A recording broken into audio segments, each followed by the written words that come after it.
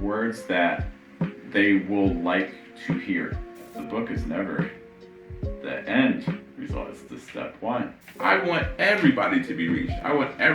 Here's the thing. Kind of like what I want to talk about today, like if you want to design an actual offer to give to the world, what does that actually look like? And I think just to kind of enter into that discussion last night, so we had a Poet Business Institute workshop last night about that very aim, about, if you want to take your art and design an offer around it, what does that look like? Yeah. And so one of our cohort members actually came through, and so we really focused in on her, and I kind of want to walk through the same steps that I went through with her, because I think could be something that's of value to you too, if you're thinking about doing this. And so the very first thing that we did was she came in, we're like, okay, what are we doing? And we were trying to decide, who are we actually trying to impact? And she works at a large bank, and she's interested in financial literacy. And she's like, a lot of artists struggle with this. A lot of artists hear the word money and they cringe, or they hear the word business and they have a lot of negative reactions. And she feels like a lot of artists also maybe don't understand how to manage their finances. How do you budget and things like that. And so this became our area of focus. She even mentioned the fact that in the past she had talked with other people about creating a financial literacy book and connecting, adding poems to it in terms of describing the steps and things like that. And so she already had in mind that, hey, I could make a book to kind of guide artists in it. Yeah. And one of the things I think we've talked about before is that the book is never the end result, it's the step one. And that's something that she hadn't really considered. But before we dive more into that, so just that if you're thinking about the first thing that you need to do about creating an offer is maybe this. Who are you actually trying to help with your art? Yeah.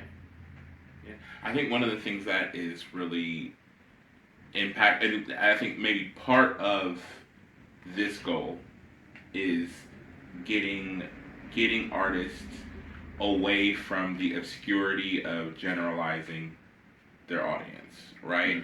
A lot of times it's you say who are you trying to help? You hear an artist. Everybody can be helped by my work. I want everybody to be reached. Here's the thing. You do want everybody to be reached. I think that one of the things that I am really passionate about is if possible, I would love if everybody heard a poem or heard of my poems. That's the kind of, I think, kind of expansion that is admirable. I want everybody to. Now, if it resonates with everybody, no. I optimally, I don't want it to resonate with everybody. There are people that I envision hearing my work and being like, nah, I don't rock with that. That's not my thing. But I want everybody to be in the position of being able to make that decision. Because it's the more people that you can reach, the more people you can get to make that decision. And then the more people that if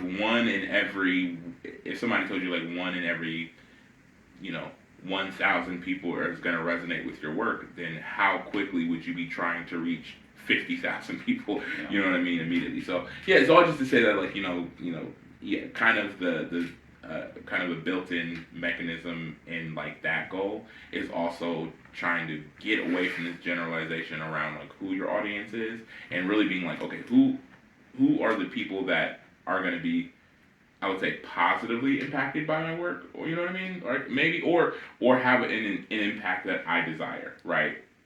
So it also could be negative. I could be completely fine with somebody picketing, my location or something like that, or my shows or something like that. I could be perfectly fine with that, but it's a matter of really having a clear vision on what that looks like. Yeah, because that means we're standing for something. Yeah. So elaborating on that. So that first step again, kind of identifying who, and next step related to that is, and I like this, I believe this word you said, like individualizing. So you have this group of people, what do they need? And basically, with this two pieces of information, so you have the individual and you also have the need, because now we can start kind of imagining how we need to package whatever the solution is that we come up with. We know how to address it. So one of the things I mentioned with artists, a lot of artists, when they hear the word business, they don't like it. When they hear the word money, they don't like it. I can also begin thinking about, what are some colors that they associate with positively? What's a font that maybe they would like? Like if something maybe looks too sterile, too corporate, that's probably not going to fly too well when I get the messaging right. What are some words that they will like to hear? What are some words that they don't like to hear? How old are they?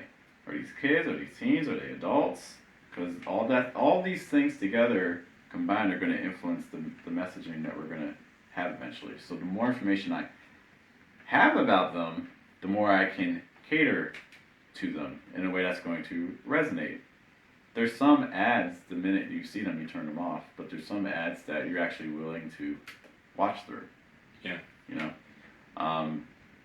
There are some books out there that you look at the cover and you're like, yes, I want to read this. There's some books out there where it's like, not interested.